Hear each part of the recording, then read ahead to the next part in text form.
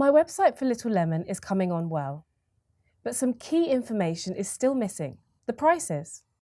The best way to add information like a price list is by using an HTML table.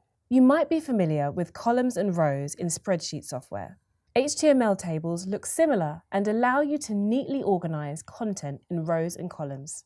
Websites almost always have information that needs to be organized in a way that makes it quick and easy to read.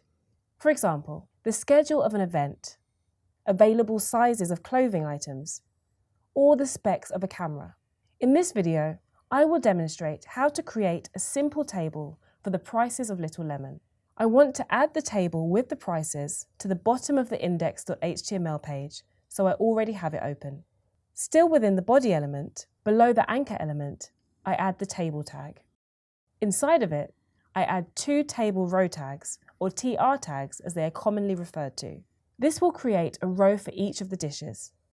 Now, I need to add table data tags, or TD tags, so I can include the prices.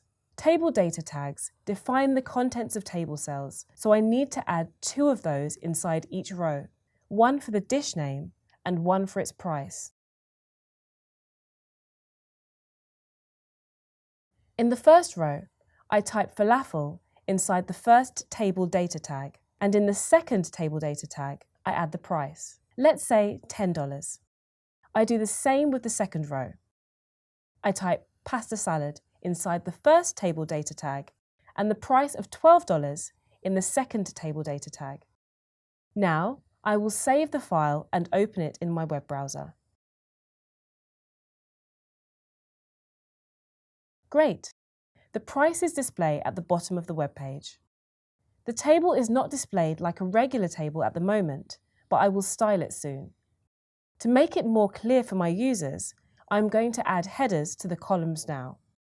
To do this, I add a new row to the top of the table with the table row tag, and then use the table header tag, or TH tag, for the heading cells. So I need to add two table header tags.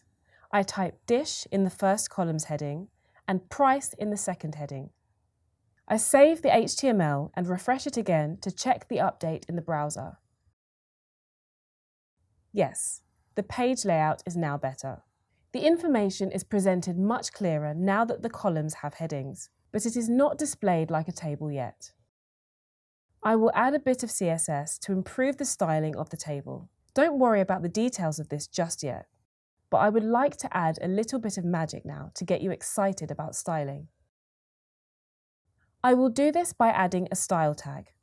I will add a 1 pixel border around the table.